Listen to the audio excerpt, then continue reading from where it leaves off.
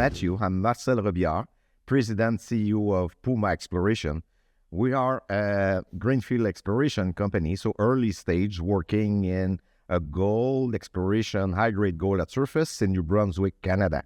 So basically, small junior exploration for early stage project. All right, my name is Derek Macpherson. I'm the executive chairman of Olive Resource Capital. Olive's a publicly listed investment issuer, and so we're a little bit different, and I guess a little bit different opportunity. We have assets of about $7 million, and we invest in other resource companies, and our primary mandate is to invest in resource companies. And I think we invest in I think, interestingly, we invest in all stages and sizes, everything from large cap miners all the way down to private companies, and we do primarily equity and debt. So, that is great. Good, Matthew, to put together, because this is the kind of people that I'd like to meet in my entire career. So that's great. Yeah. Thank you. Yeah. I should just leave you two to have a chat. That's what I'm thinking. I'm off to the pool. But before I do that, I will try and get a conversation going. But it's a good point you make, Marcel, in the sense that I think companies like yours, which is kind of greenfield exploration, it's the kind of it's the lifeblood. You guys need to raise money, constantly drill holes, try and find stuff, make discoveries, and it's an expensive and sometimes soulless process, and especially in a market like this. I mean, how do you view the market at the moment? Oh, as everybody see it, I think. I mean, I think it has been one of the worst market I've seen for the last 15 years as a CEO of a junior exploration company. The good thing is always what you have in the ground. So as long as you have a good deposit, you have a good project, everything is there, then you have to manage your expectation, you have to manage your budget to, what the strategy at Puma is low-cost exploration. So sometimes you don't have choice because you have remote play or something like this. We're pretty lucky to be in New Brunswick, paved road access. So I think the strategy, it's always good. So that's good to be talking with Derek. We might have some other view, but basically for us, low-cost exploration, use as much best capital as you can, but you always have to do some work. So there's always a balance on dilution, kind of work, and the return of it. So that's a challenging timing for junior market right now. Yes. It's a challenging time because you've basically got to kind of tread water in a way. You've got to be careful curators of the capital, your shareholders' capital, but look like you're moving forward. I mean, Derek, for you, this must be prime time. There's deals out there, aren't there? Yeah, I mean, there's lots of opportunities. I think you can get, you can get access to tier one opportunities, right? It might not be a tier one deposit yet on the exploration stage, but it has that potential. And typically, when the market's hotter, those things are very hard to get into, and you don't get a good deal on them, right? I think also though, a point that Marcel brought up is something that we look at is, there aren't a lot of dollars out there. We're a small investor. We're not gonna necessarily move the needle and drive a whole company forward.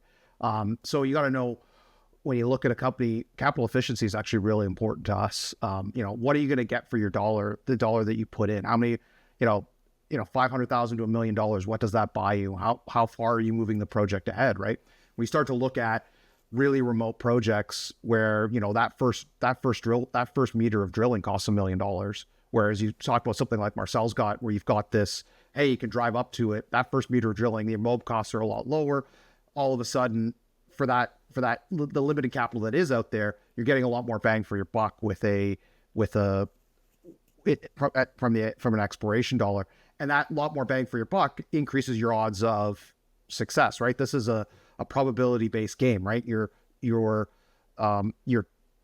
drilling to try and hit something that's large. Well, the odds of hitting something large are low, but if you're not drilling holes or you're not exploring, your probability is zero, right? And so the more holes and the more opportunities you take, that increases your odds of success. Okay, but what you've also got is this. Look, you're ex Red Cloud, right? Yeah. Yes, I am. Yeah, right. Okay, I think because we spoke last year about that one, and from that, I think maybe retail investors looking at this can learn a thing or two in terms of what kind of big institutional thinking looks for, and it might be quite interesting from Marcel too. So you talked about okay, we got to drill holes because you got to find some stuff. That's the way that we measure you. But how else does a company need to kind of set itself up to appeal to you? For an explorer, I think there's a couple things. Is what you're chasing big? Is there someone out there that's going to buy what you're actually going to find? I think that's a big thing for us. As you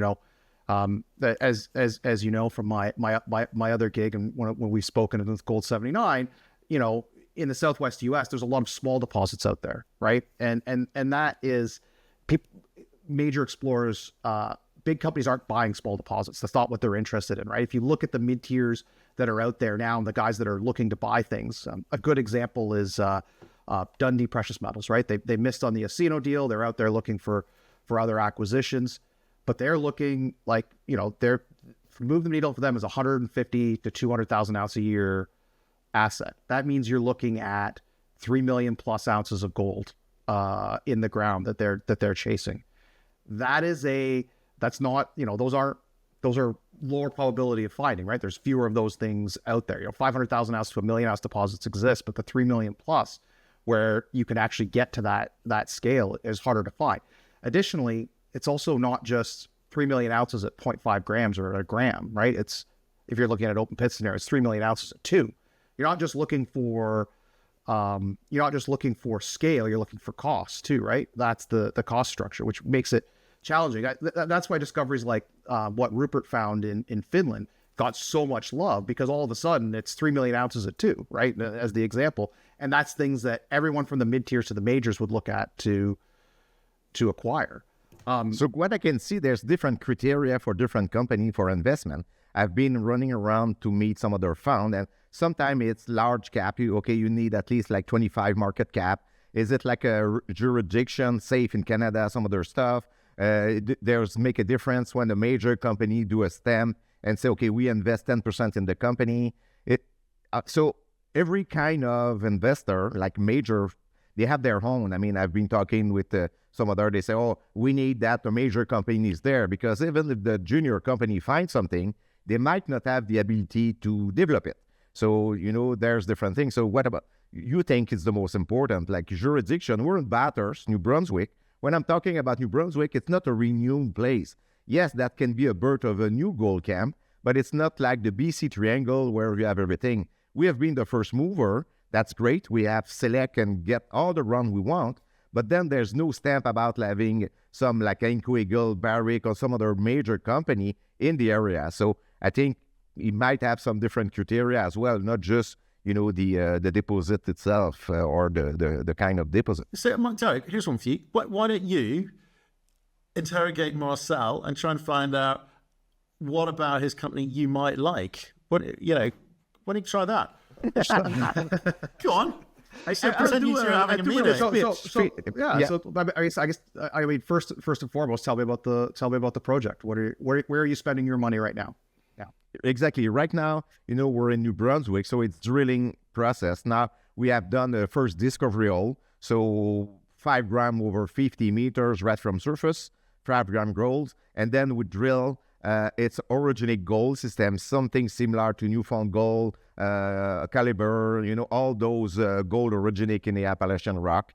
High grade at surface. Good thing is stripping. There's very, very little overburden. So before drilling, we never drill blind. We always strip, which is very low cost. As an example, 1 day of stripping is $1,000. 1 day of drilling is $10,000. So before to bring the drill in, so we strip, we collect the rock, and then we never drill blind. So that's another thing. So drilling cost is about $200 a meter, all included.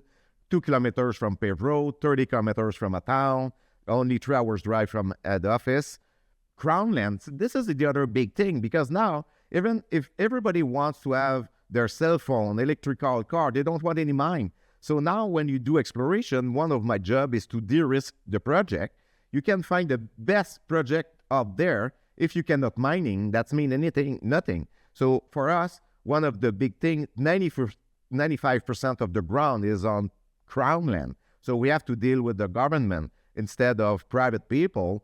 In some area, there's no houses, 30 kilometers. So it's basically hit at surface, one of the best jurisdiction. So high-grade gold at surface, we did some recovery tests. So there's always a part of very, very early stage, boots on the ground, prospection, brand new discovery, huge land package, 50,000 hectare, And then within that 50,000 hectare, we have enough ground to find multiple deposit. We have been working on one zone, which is the length zone, drill up to 200 meters. Last drilling program, 23 holes, 12 of those hit visible gold, up to 40 grams over 3-4 meters. From surface to 125, it's open at depth in one of the best jurisdictions.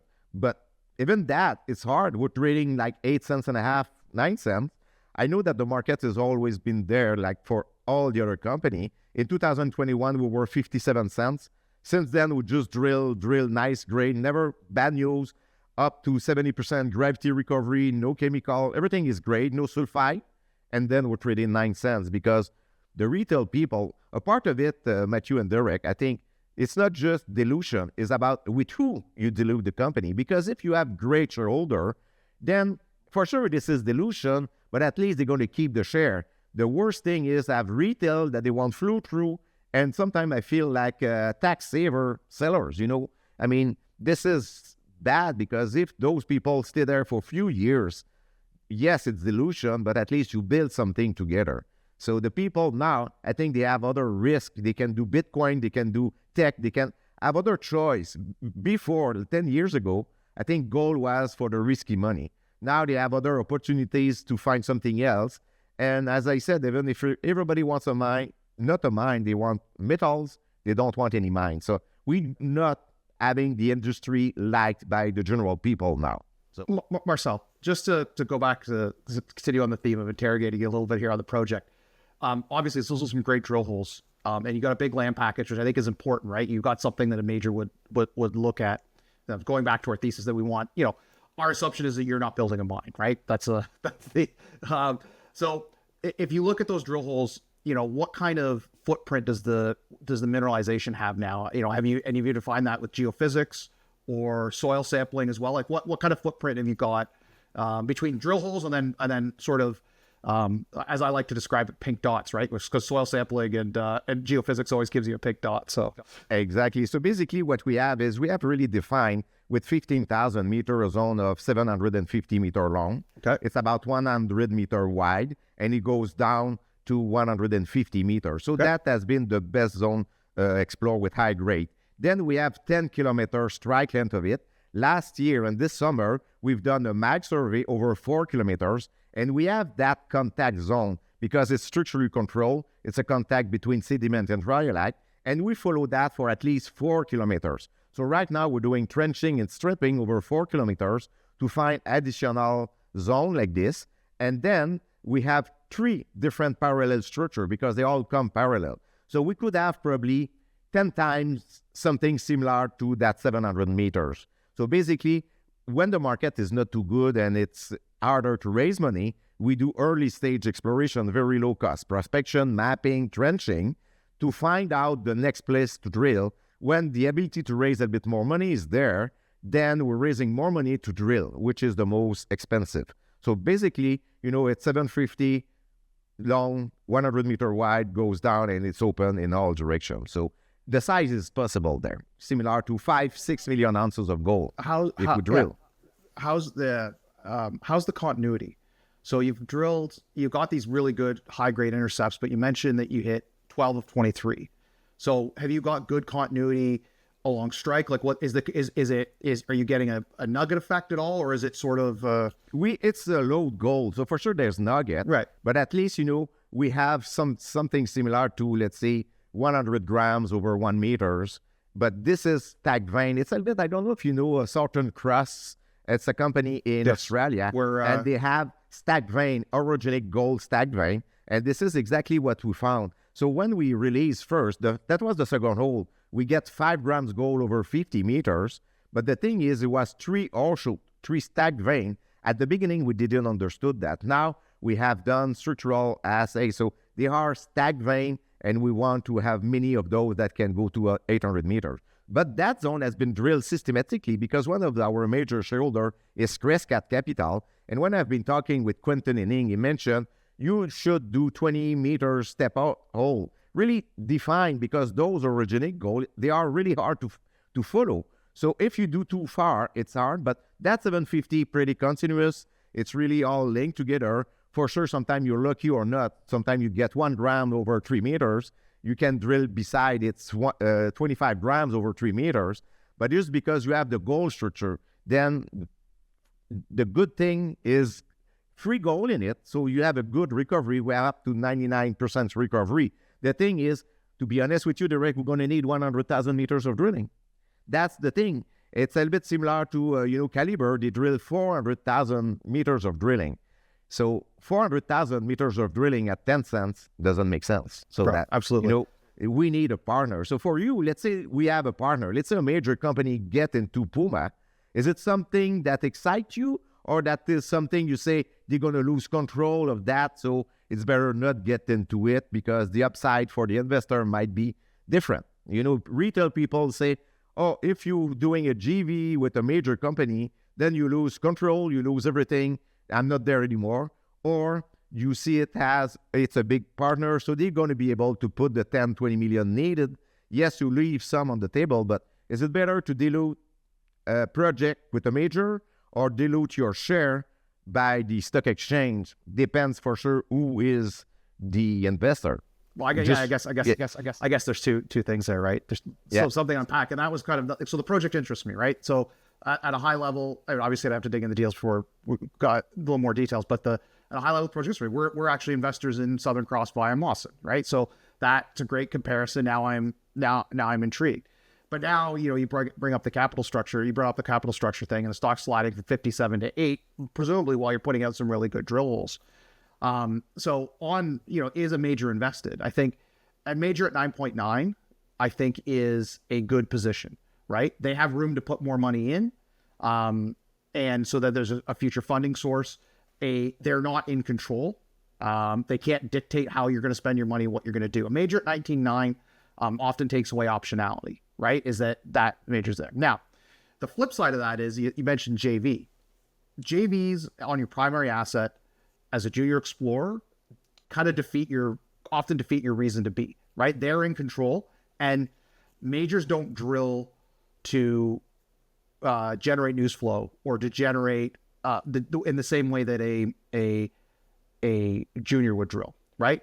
They're going to go to the end of that 10-kilometer trend on either end and drill holes and say, is it there or not, right? And those they're going to get some great technical information. They're going to go, it's there, but those might not have run grade in the structure of that program to actually what you as Puma needs to keep your share price moving up.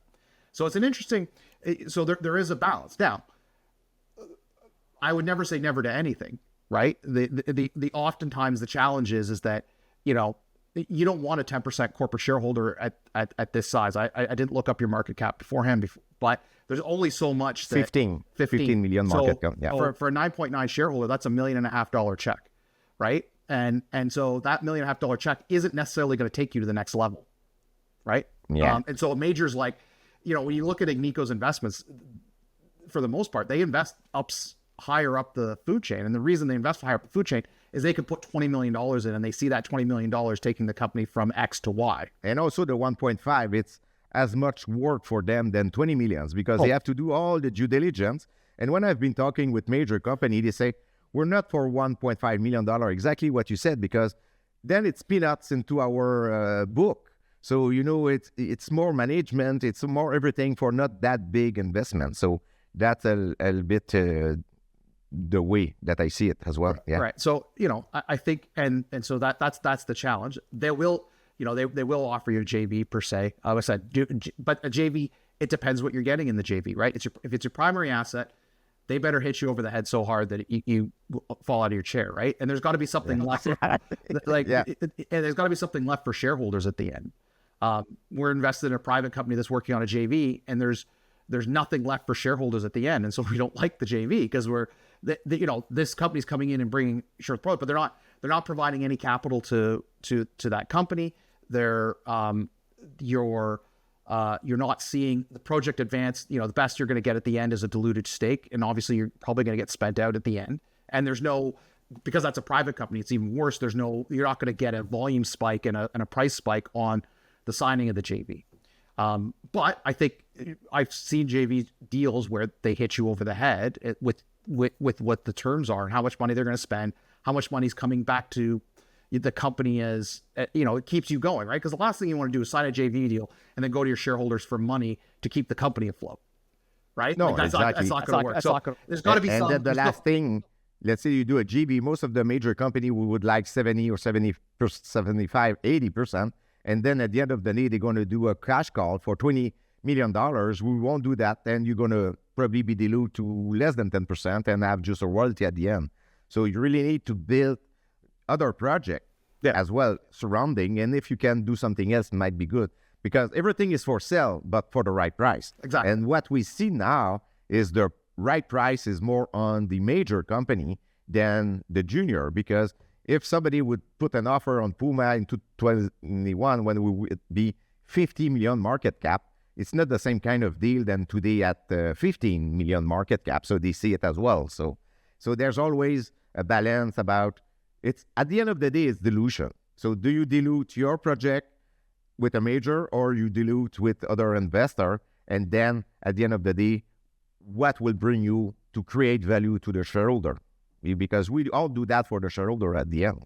Well, it's interesting. I've said this before, but my view of the world is that all forms of finance are dilutive in some way, shape, or form. Right? There's no non-dilutive financing. Even if you sell a non-core project and you get cash for it, yes, it may not be valued in your share price, but now your shareholders do not have exposure to that project, so their interest is diluted. Right? Unless you get a government grant, which, in some provinces, I don't know if New Brunswick has it, but some provinces, they get a government grant. That's the only thing I could think of that's non-dilutive. Everything else has a dilutive element to it. It's just a question of how much dilution and what the benefit is and where that value comes in the end. And I think, but you've hit on a hard point, right? In where we are in the cycle, right? Is that capital, right? You've got a project that needs real dollars to move it ahead. You don't need $2 to $3 million at a time, which is probably what you can raise realistically right now. You need 5 to 10, but at 15 million market cap, that's too dilutive. And so I think that's where the challenge of the market is. And what we haven't seen, and this is gonna, cycle back to the whole gold market, but we haven't actually seen a real material bull run in gold stocks period yet. We've seen the gold price move. Gold's up to 2,400, but the mid-tiers and majors haven't really advanced. And if you look back when I was a research analyst, I did this work, and we went and reconstructed both the 2001 to 2004 bull market and the 2010 to 2012 or 2011 bull markets. And if you look at those bull markets and how stocks moved, what you got is the majors and mid-tiers move first, right? Those are the stocks that started to move up. And then, 6-ish months later, money moved down. Now, the market structurally has changed a little bit since then, but what that is the ultimately the marginal buyer of gold stocks. If we're going to use gold stocks, the marginal buyer is the generalists, right? And generalists don't come in at the Puma Exploration level, or they come in at Newmont, Alamos, Agnico Eagle. That's the level they come in at. And we haven't really seen significant additions, but we haven't really seen significant moves, but I think we've seen institutional money come in. And the reason I say that is that typically, once you get to a 9-digit financing, so $100 million or more, typically that is generalist money coming in. So to use a comparison to the copper market, if you remember, it was either in January or December, Ivanhoe raised $500 million. Ivanhoe didn't need to raise money. They didn't need the capital. That was some institutional investor said, I want to own a huge chunk of this company and I can't buy it in the market. And then consequently actually got a run on the back of that. We actually saw some of that already this year. The financing that comes to mind is the Equinox financing.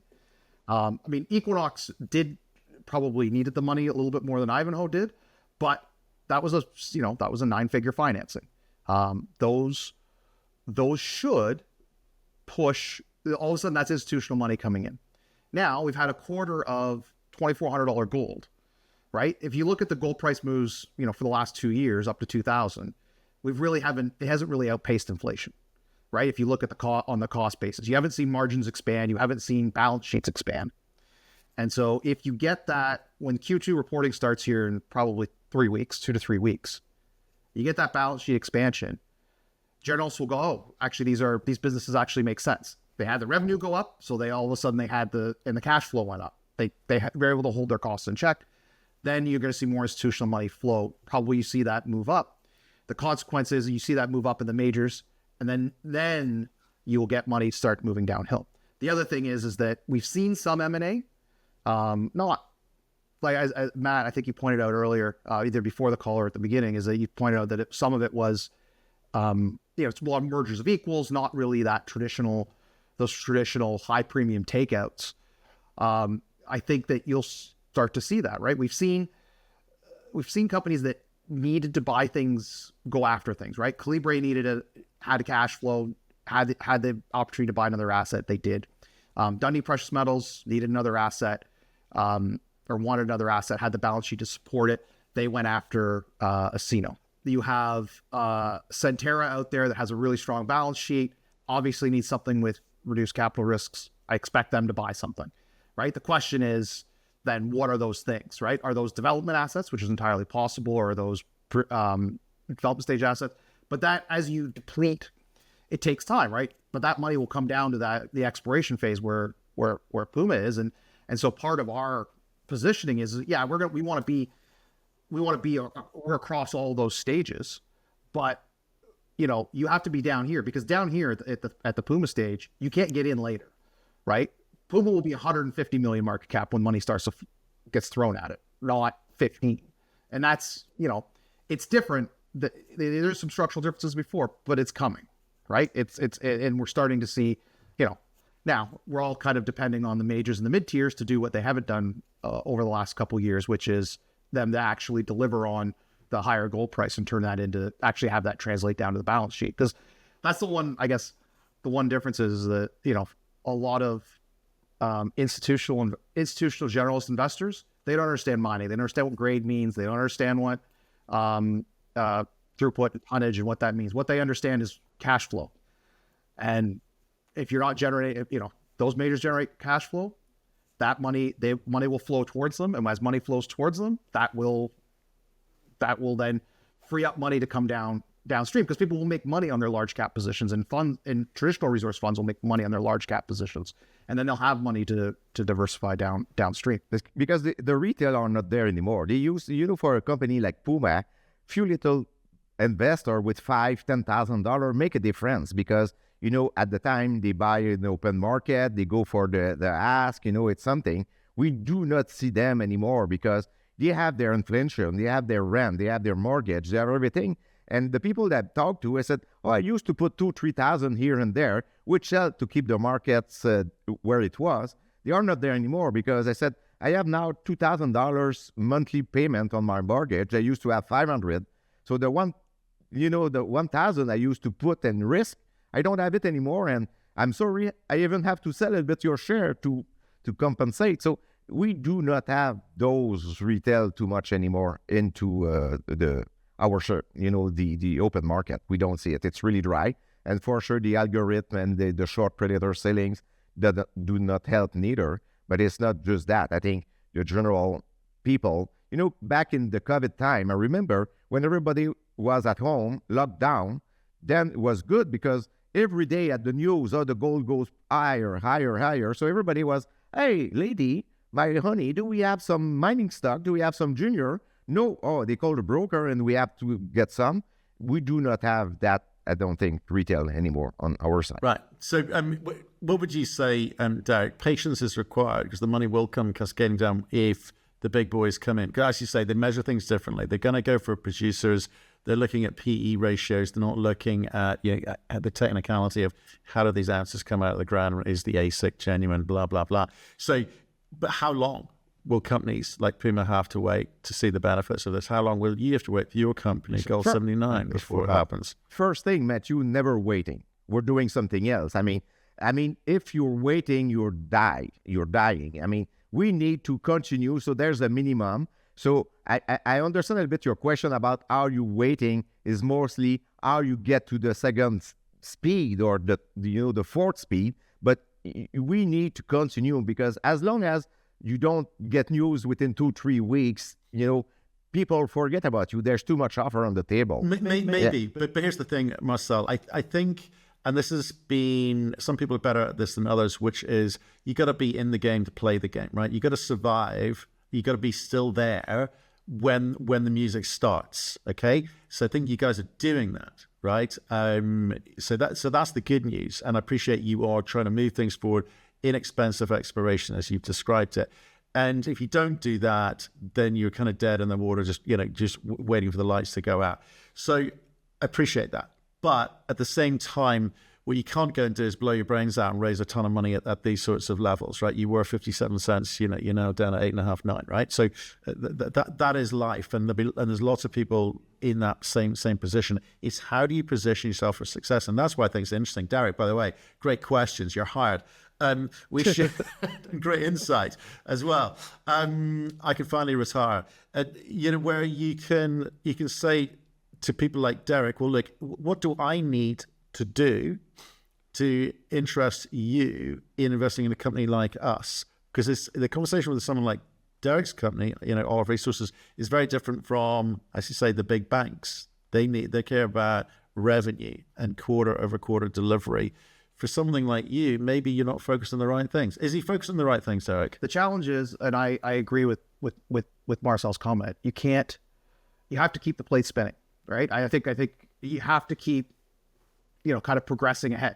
Obviously progressing slower, because, the difference is that right now it's a $2 million budget or $1.5 million budget versus, when we get to that next gear or that next stage of the market, it's a $15 million budget or it's a $20 million budget, right? And right now at that, you have to keep being efficient and effective with those and build those relationships at the $1.5 million budget, because when the big money comes, you want people to know who you are, right? And so that means that you can't doing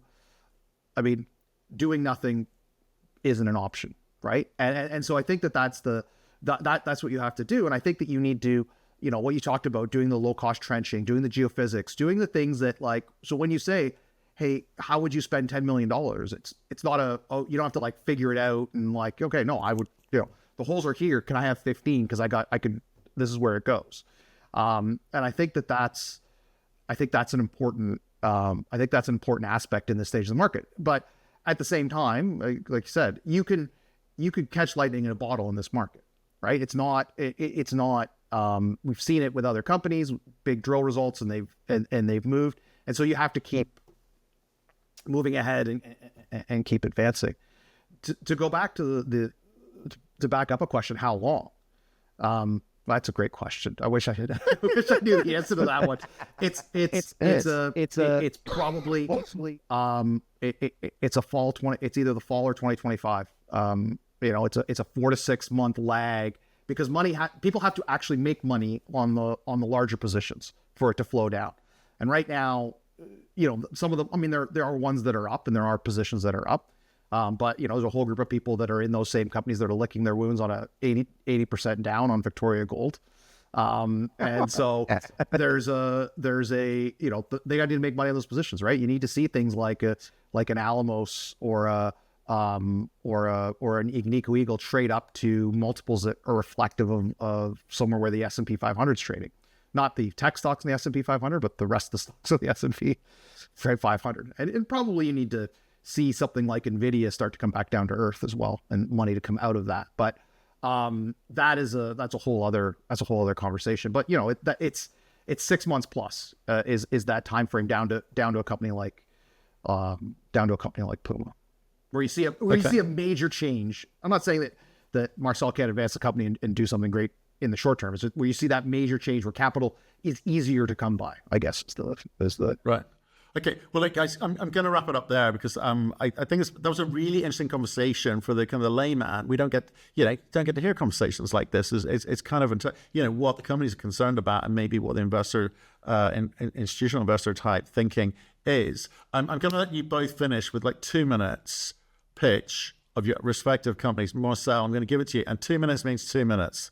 Yeah, no, So no, go for it's it. going to be it's not a selling speech. It's going to be great to thank you very much. I really appreciate. You might see the next private placement and a part with Derek team into Puma. So just that is great for Puma. So basically, we have field work. And what I want to mention to people, sometimes the amount of work done, it's not necessarily related to the amount of money put in. I mean, if I'm raising $1 million at Puma, I can drill 5,000 meters of drilling in New Brunswick. You need $5 million to do that 5,000 meters in remote area. I won't say in the area, let's say like the BC Triangle, Nunavut, some other places. So I would suggest to the investor, don't just look the amount of money raised, but mainly what you do with the money with the same, because we can do probably 4 times more work in New Brunswick, discover more with, let's say, 20% of the budget than another company. And I think this is key now in that investment environment. So I would just leave it this way. And Marcel, definitely we should have a follow-up conversation because there's more to learn about, more for me to learn about Puma.